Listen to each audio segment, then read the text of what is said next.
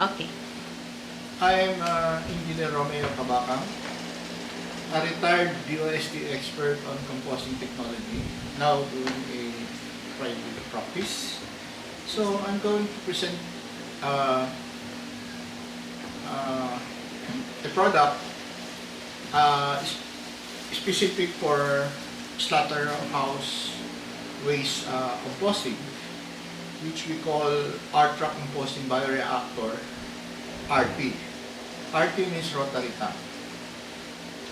We also have other products that utilizes a rotating paddle design, but that is for other applications.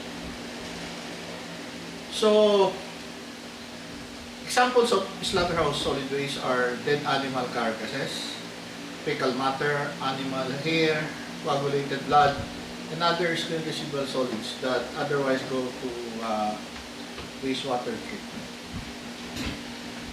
So, yung dead animal carcasses, ito yung namatay sa before being slaughtered. No? Technically, hindi na pwede ibenta yun. So, kinakailangan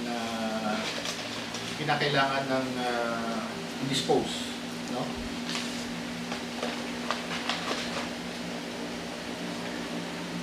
So, these are the primary objectives of disposing slaughterhouse solid waste. So, the first issue is to get rid of the solid waste because it generates a lot of problems if not disposed. Second, we want to eliminate potential source of foul odor. And third is to deactivate or inactivate pathogenic microbes, bacteria, virus, and or prions. Example, infectious protein that causes mad cow disease. So there are a lot of technology options for the disposal of slaughterhouse solid waste. One is rendering. Ito yung ginagamit when you produce pet food or animal feed from slaughterhouse waste. Mga dog food na binibenta sa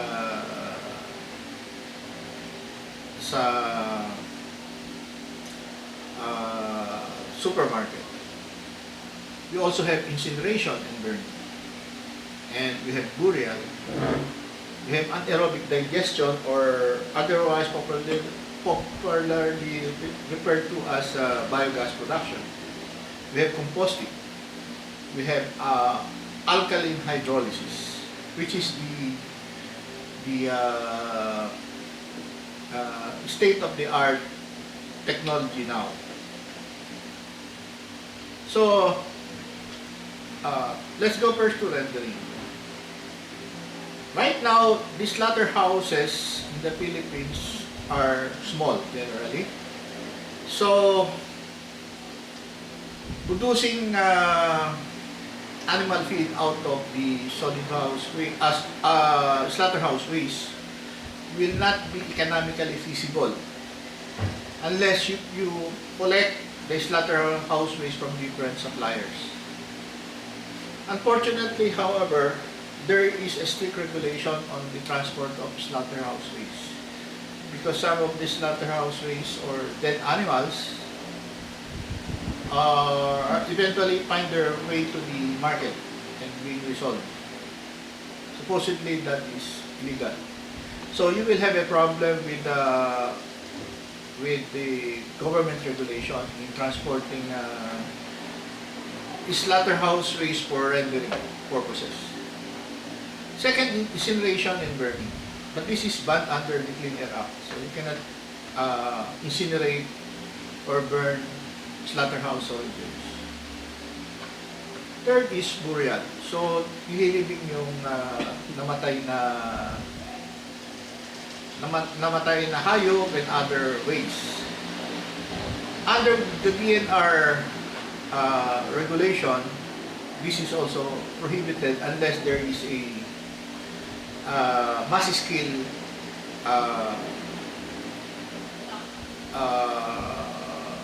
killing of animals. Both barring the slaughterhouse solid waste will contaminate the ground and will pollute the groundwater, and that's the reason why it is not allowed by the DNR.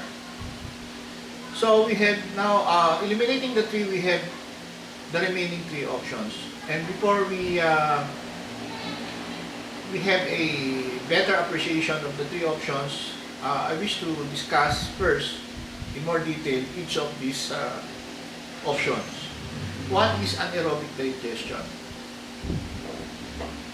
In anaerobic digestion, basically your organic waste and plus water in the action of anaerobic microorganism produces methane gas, carbon dioxide, water, and residue.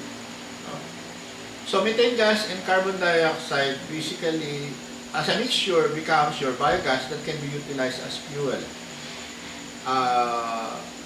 to partially augment the fuel requirement of slaughterhouse operation.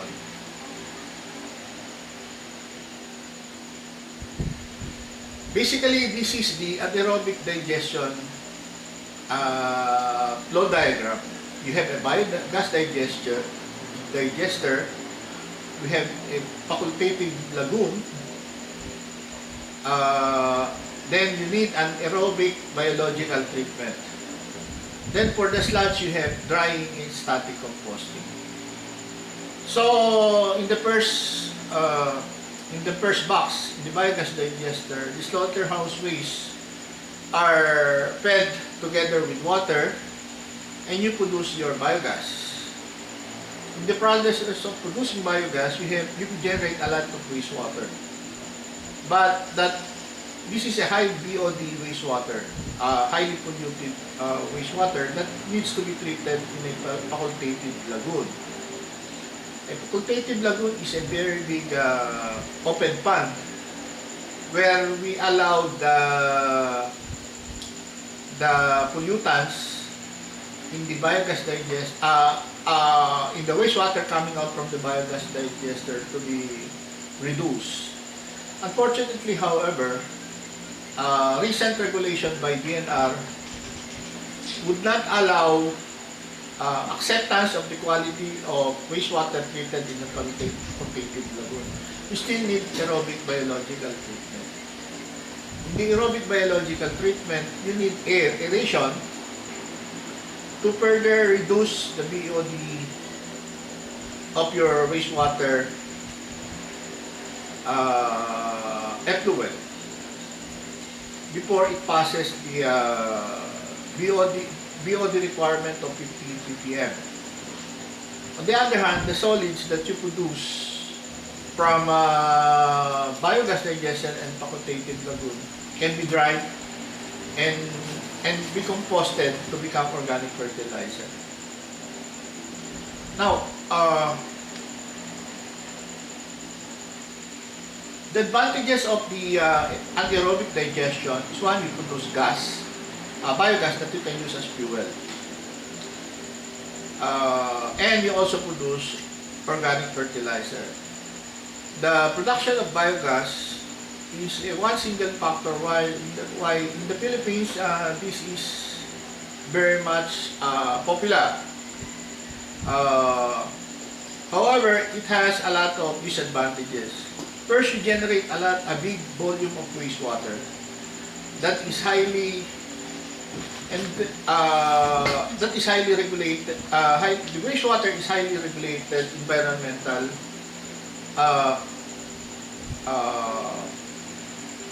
pollution problem.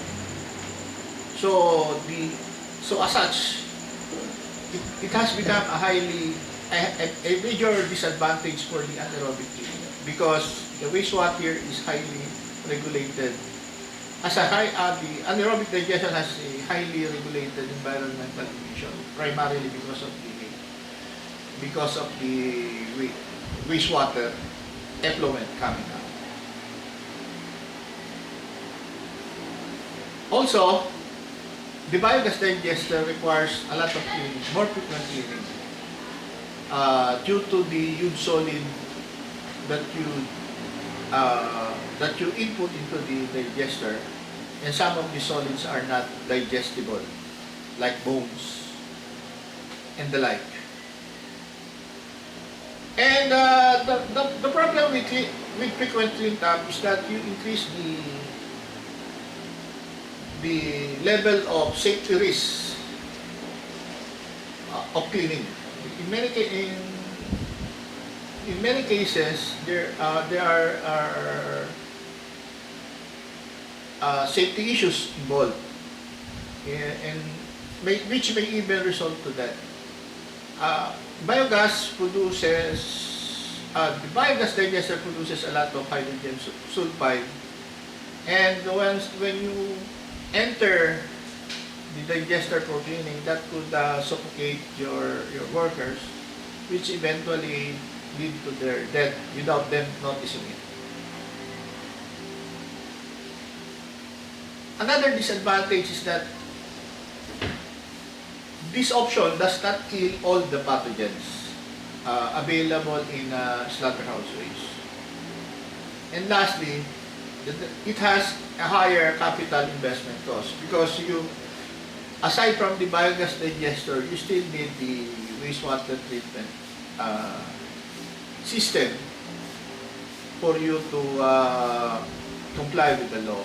And the wastewater treatment system is much bigger compared to other options. Now, the best option now is, technologically at least, is alkaline hydrolysis. In the alkaline hydrolysis, your slaughterhouse waste is sterilized in a sterilizer, and before sterilization, caustic soda is added. This liquefies the solid slaughterhouse waste to become highly polluted wastewater, which can then be treated with anaerobic digestion. So this becomes more expensive than the aerobic digestion because of the need for batch sterilization and addition of caustic soda. Now, the advantage of an alkaline hydrolysis is that it can kill all known pathogens. Second, you also produce biogas. And third, you have organic fertilizer production. What are the disadvantages? One, it is very expensive to operate. You still have wastewater generation to worry about. Again, because of this wastewater generation, it is highly regulated. It has highly regulated environmental emission, and you have the highest capital investment cost. The investment cost, this technology technically is best for hospital waste because it can kill all pathogens.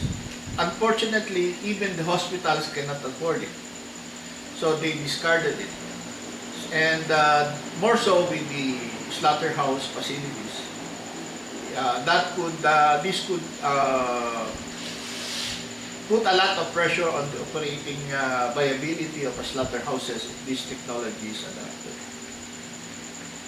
So let's go now to the last option, which is aerobic composting. The aerobic composting, your organic waste in the presence of oxygen through the action of microorganisms will produce carbon dioxide, heat, and residue. The residue is known as organic fertilizer.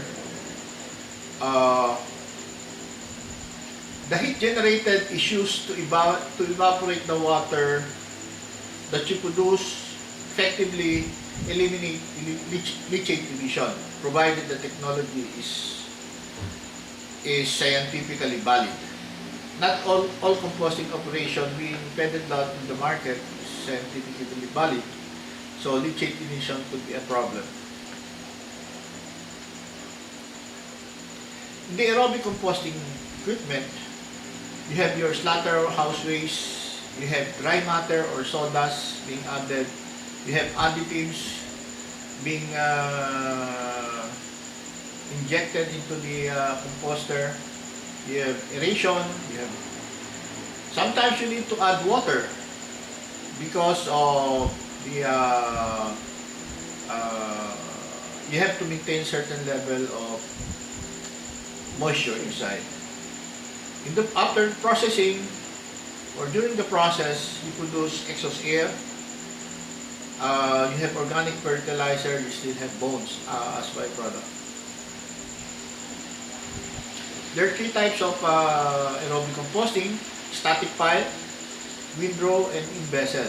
This static pile composting is simply a stationary pile of material where you allow to decompose through natural aeration. Sometimes this pile is embedded with air pipes in order to enhance aeration. Because composting is an aerobic process, aeration is necessary. Unfortunately, for static pile, quality is not assured and odor emission is a problem, and leachate is also a typical occurrence. Another type of composting is windrow, wherein you have your pile which you rotate every now and then, regularly, maybe for a longer period, no, and more frequent turning before the process is completed.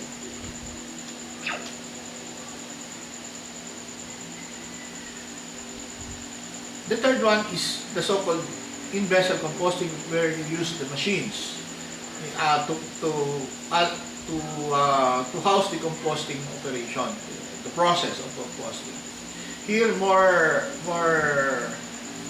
efficient composting is achieved due to regular mixing and proper control of its environmental condition.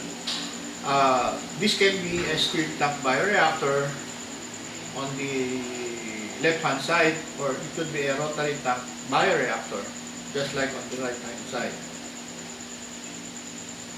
So, now let's consider the advantages and disadvantages of aerobic composting. The major disadvantages are, it is most environmentally friendly among the other options cited. There's no leachate emission, provided the technology is properly operated. We have acceptable odor emission.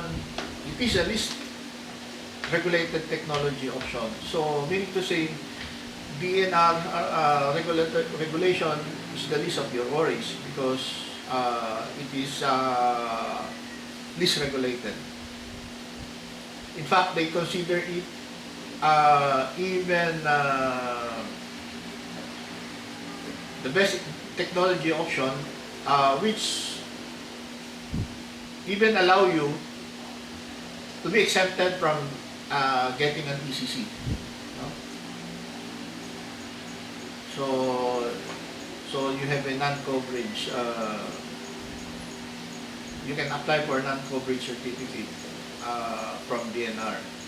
You also produce organic fertilizer, and it requires less land space compared to other systems. For slaughterhouse facility, normally it is located within the population center because of its the nature of its market. So a significant savings in land space means a significant savings in capital investment costs. The disadvantages of aerobic composting is that you don't produce biogas, and it requires use of dry matter. Meaning to say, there's a need for you to use sawdust to have a successful composting operation.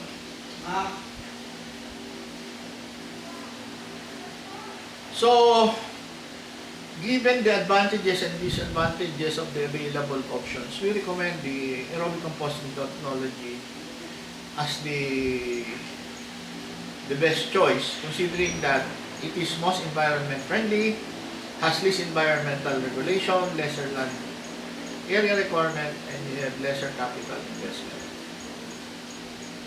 Now, there are many technologies available for composting. Why choose the Rtrock composting bioreactor?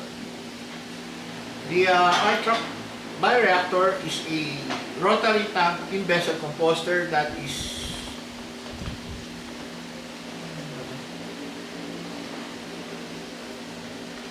is bundled with a window composting system specifically designed for disposal of slaughterhouse solid waste. It maximizes input of slaughterhouse waste and minimizes use of biomass.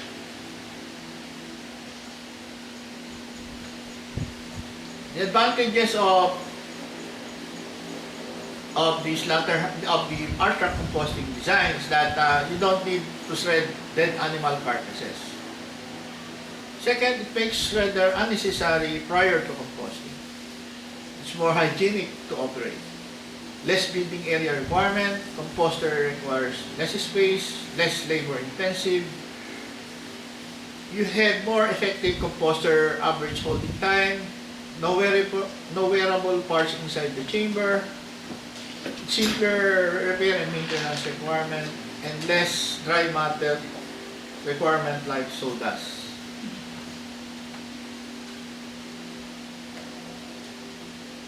Also, you have improved odor emissions, no leachate emission, more effective aeration, better compost quality. It can process animal blood and hair, lower motor power consumption, equipped with the pace inverter, can operate both in a single-phase or three-phase power system, easier feed loading and product discharge, and reversible composting operation. So, note that it has a lot of plus points. Although some of these are also available in other aerobic composting systems, except that they have problem with odor emission when it comes to slaughterhouse waste. Basically,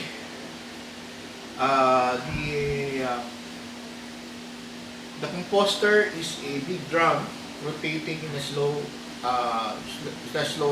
revolution per hour to allow mixing continuously 24 hours a day and 365 days a year. It operates using a very low power motor for up to 1 ton a day capacity. Power consumption can be made as low as equivalent to a 1/4 horsepower motor. So power will not be a problem.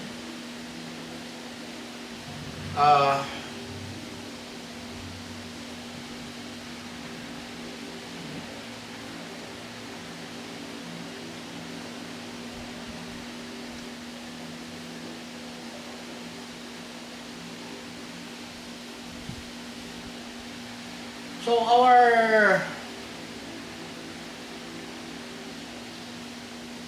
our sawdust requirement is significantly low compared to those used by other composter systems. We only use a maximum of 20% sawdust, and we hope to bring it down further as we gain more experience to a level of 10%. Compared to the technology being commercialized by DOST, where sawdust requirement is about 33%. By the way, I also is the developer or is the designer of the DOST bioreactor. So, so with the development of the Rtrock technology, it it brings along the experiences and the wealth of knowledge from the DOST bioreactor system, uh, and addresses the other weaknesses of the technology or other demands of the market for aerobic composting system.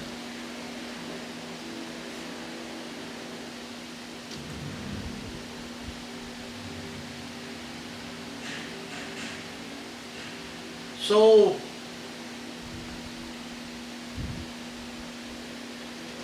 the technology utilizes, aside from sodas, it utilizes a deodorizing agent and organically produce a product produced from organic sources that addresses potential problems of odor emission, especially during mechanical breakdowns. The dosage of consumption is dependent on the level of acceptability of odor emission level. Sooner or later, this will be dependent on the decision of the operator with regards to what level of odor emission you want to achieve, so that the operation can readily fit into the budget of the operator. The composting system is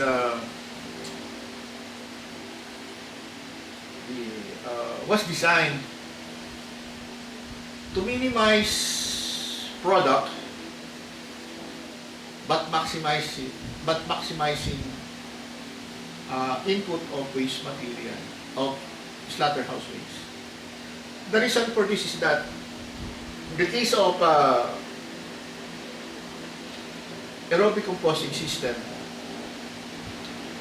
the organic fertilizer or natural compost that we produce sometimes has a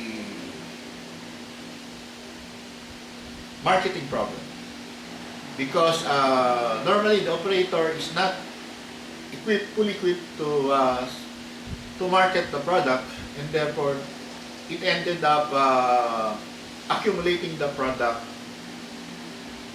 in its facility and eventually giving it away free of charge.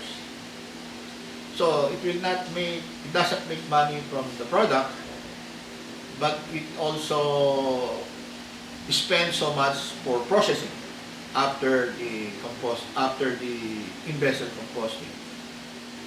So in order to minimize this, we can the Rtrock composting system reduces the product, which substantially reduces your cost, your labor cost rather, and space requirement for the facility. Also, you maximize the amount of slaughterhouse waste that you want to process. So it is not designed to make money on organic fertilizer as a byproduct, but instead it wants to maximize its savings or avoided cost in the disposal of slaughterhouse waste. Right now, disposal of slaughterhouse waste